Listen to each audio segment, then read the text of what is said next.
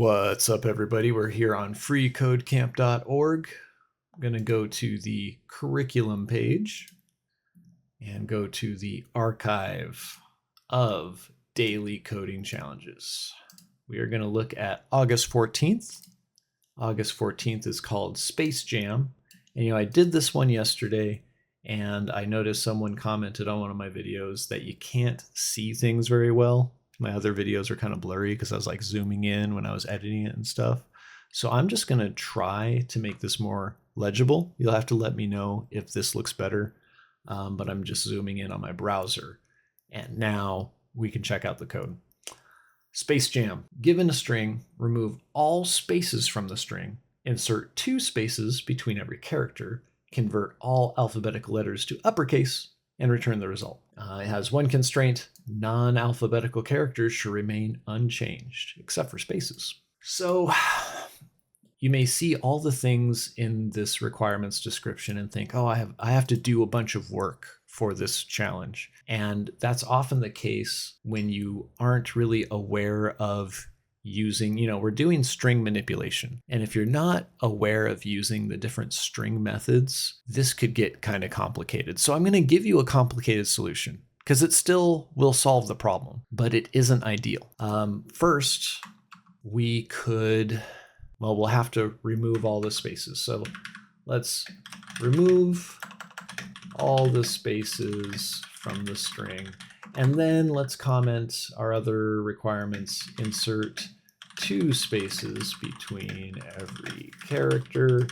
And then we want to convert all alphabetical letters to uppercase and then return the result. And so what I would think to remove all the spaces in the string, if you were to Google the solution or ask AI, it'll probably tell you to use regular expressions, right? And I'd say this is a reasonable thing to do.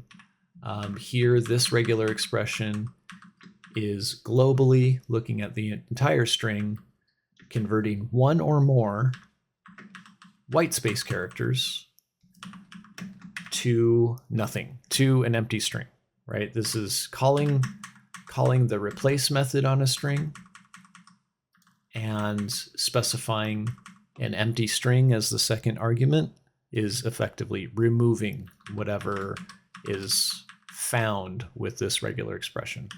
So now we have the string without any spaces in it. Next, like I said, this isn't the optimum solution, but this might be what your mind gravitates toward. And so let me know in the comments if you often will do something like this when approaching a problem like this. You've got, we need to iterate through the string. So this is the thinking I would use if I wasn't aware of the simpler solution, is that I need to iterate through the whole string and push the items in the string into this array and insert 2 spaces after every time I do that, as long as I'm not at the end of the string, because we don't want 2 spaces at the end of the string. We only want 2 spaces between every character. So I would push s at I into the results array, and then if I is less than the length of the string -1, because we are iterating on the 0 index starting from, then I want to push 2 spaces into the array. Cool, that gets the job done. I think we end up with a string with the spaces removed, and then an array with every character in that string, but 2 spaces between each of them. And now we want to convert all the alphabetical letters to uppercase. And there's I'll show you a really overcomplicated way to do this. And then we'll segue into the simpler solution using a part of that. So you'll see what I mean in a second.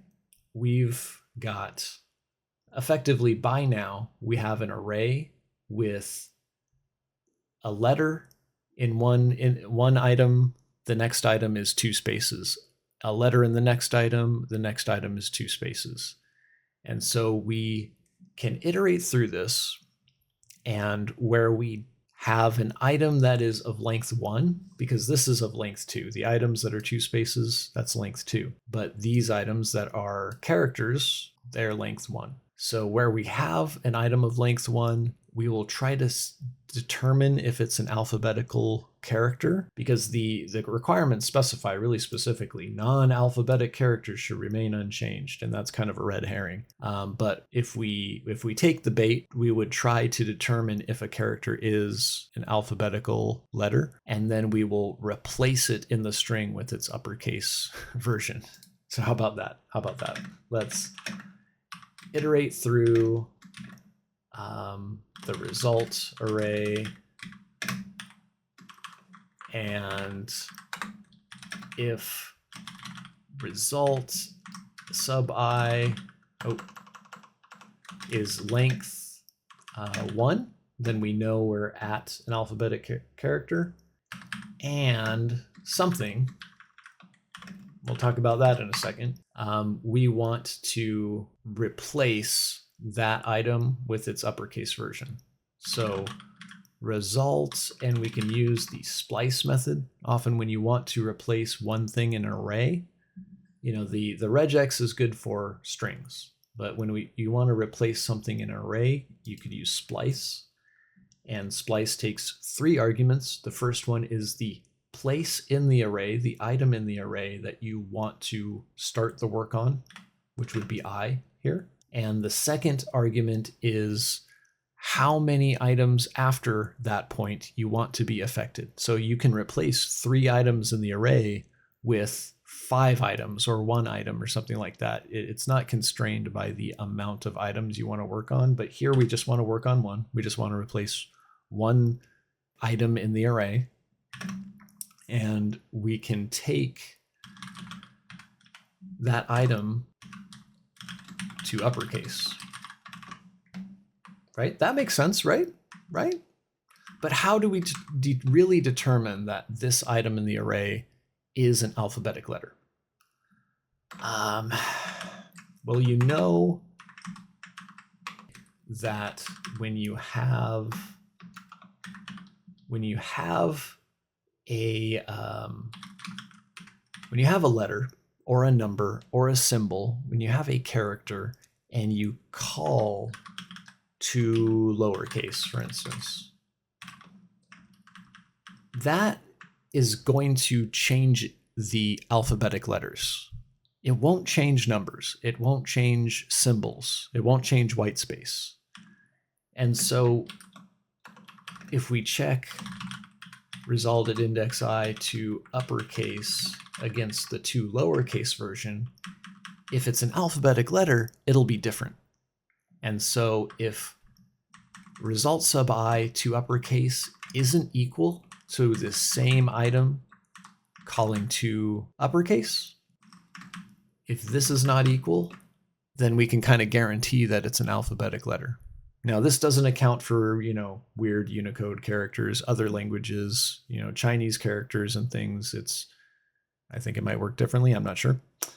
But speaking in English or Latin characters, this will probably be the case as far as I know. And so if we just return the result, which the result is an array, so we do have to join it. I think this is the solution, right? But that's a lot more code than we need. And the hints are here. The hints are here on how we can make this simpler. And often it's more valuable to spend time making your code simpler before you commit it into your work project or something like that. All the other developers on your team are going to really appreciate if your solution is more simple, more straightforward, doesn't do a bunch of extra work. So let's look at a simpler solution.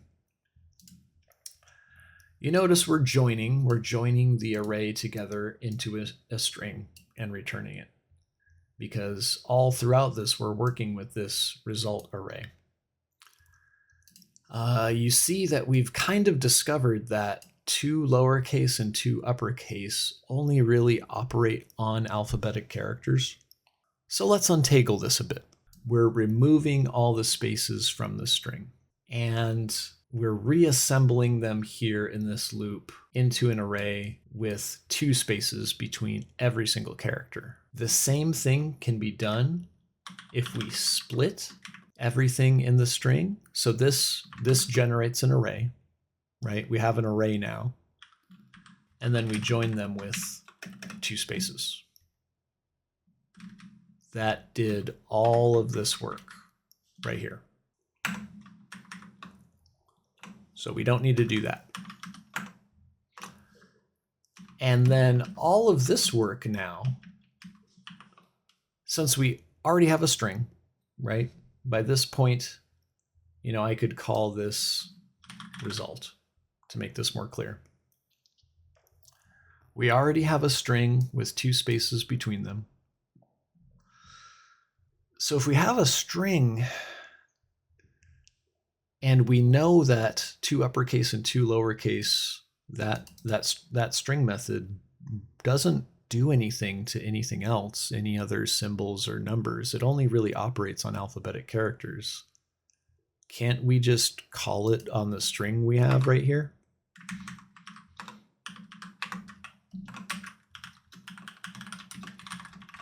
Wouldn't that kind of just get us what we need? So we don't need to do all of this work here.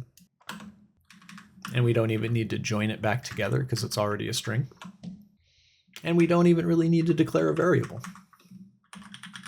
We just return that result. Wouldn't that get us what we need?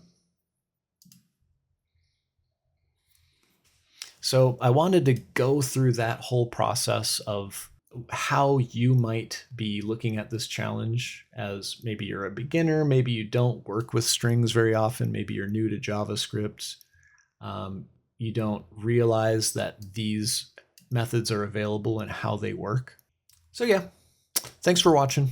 Wanted to maybe make you think about the way you approach these challenges, and we'll talk again soon. I'll be working on the next challenge here, re-recording that video. Let me know if this video was more clear to see. The content in the video wasn't blurry. That'll be my goal in the next few videos, is like really dialing in how the videos look to you so it doesn't bother your eyes. So appreciate you. Hope you have an awesome day, and I'll talk at you later.